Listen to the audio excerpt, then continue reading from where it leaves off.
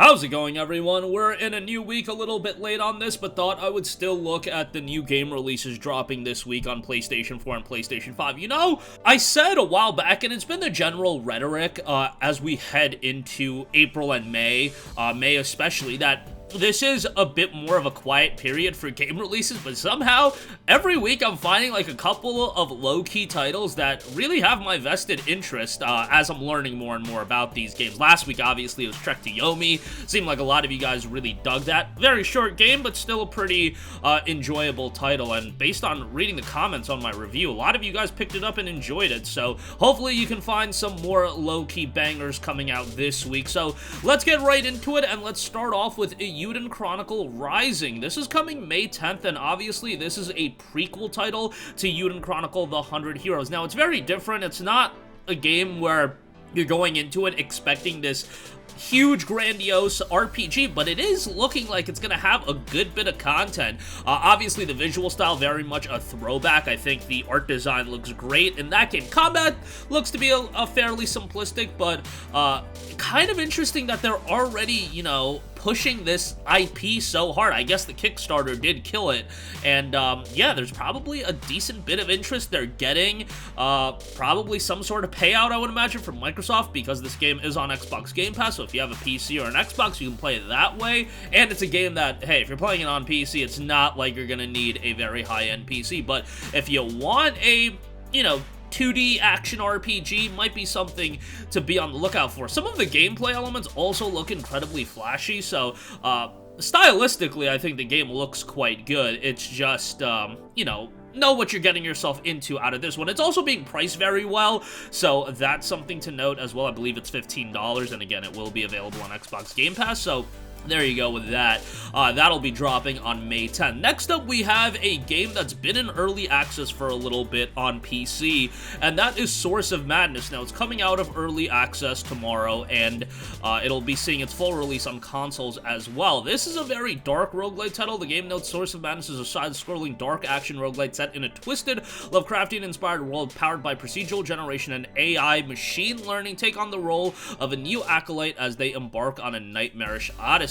The visual style, I imagine, is going to be something like people dig right away if you do want, you know, more of a dark fantasy title. That's like kind of the vibe I'm getting here, but you know, roguelites are in these days. It seems like that's a genre that people are always going to get behind. It's just there's so much competition now that, you know, sometimes a game like this does go a little bit under the radar. As far as its early access reception, it's had 276 Steam user reviews, and 88% of those reviews have been positive, so generally a pretty positive reception. The game will be $17 when it drops, I believe. There's a special promotion running right now on Steam where you can get it a little bit cheaper if you're buying it on PC, but nonetheless, that'll be out tomorrow as well. Alright, next up, another PC game making the transition to console, or I should say to PlayStation 4 and PlayStation 5, available on Xbox and Switch. That's Unpacking. This is a pretty quirky title with, you know, a throwback visual style as well. The game notes Unpacking is a Zen puzzle game about the familiar experience of pulling possessions out of boxes and fitting them into a new home. Part block fitting puzzle, part home decoration. You are invited to create a satisfying living space while learning clues about the life you're unpacking. This game has north of 10,000 Steam user reviews, which honestly, I find that to be pretty incredible. I did not know this game had, I mean, 10,000 isn't like an outrageous amount, but that's a pretty decent amount.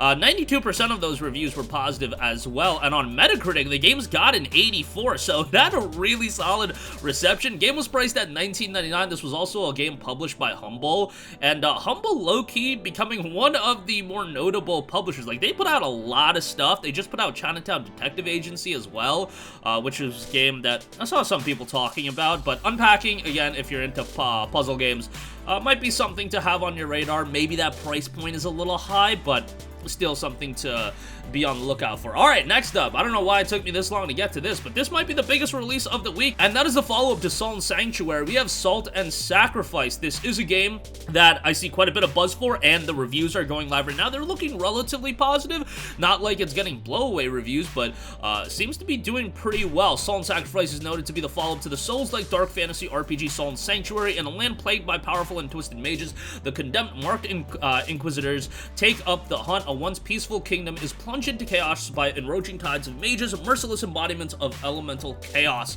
As a Mark Inquisitor, you'll journey through the western frontier, pursuing, hunting, and obliterating the mages that roam the realm. Now, I do have to say, Soul and Sanctuary, I did find that game to be quite difficult, and I imagine we're gonna get something similar here. The game is scheduled for release tomorrow, but again, Soul and Sanctuary was a pretty popular game for like smaller games. That game had quite a bit of buzz surrounding it, so imagine this one's gonna do pretty well and has a good bit of interest as well.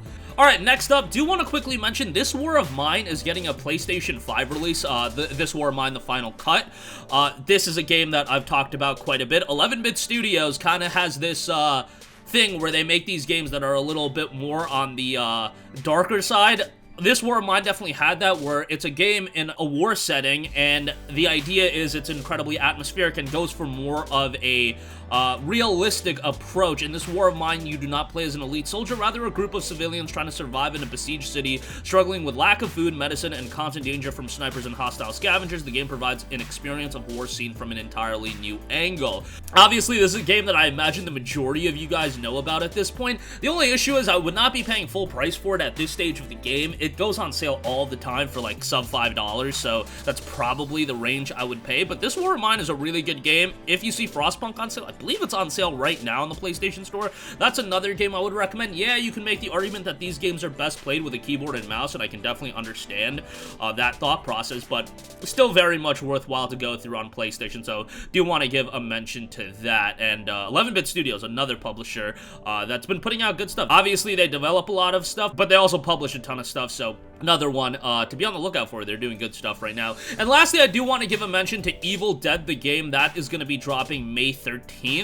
Evil Dead is obviously an IP probably a lot of people are fond with. The game knows Evil Dead, the game, is the ultimate multiplayer experience, and it's groovy. Step into the shoes of Ash Williams or his friends from the iconic Evil Dead franchise and work together in a game loaded with over-the-top cooperative play and PvP multiplayer action. Play as a team of survivors exploring, looting, managing your fear, and finding key items to seal a breach between worlds in a game inspired by all three Evil Dead films, as well as the Starz original Ash vs. Evil Dead television series. The game notes iconic characters, play as good or evil. Over-the-top visuals are noted as well. Evil Dead, the game, will be hitting PS4, PS5, Xbox One, Xbox Series, and PC exclusively on the Epic Game Store come May 13th. And that is going to do it for me. Again, if you look at this week as a whole, and this is gonna be really the story for the next couple of months, it's not a lot of big budget heavy hitters. However, I mean, there's a lot of sleepers that I think a lot of people are gonna find interesting in Eiyuden Chronicle Rising.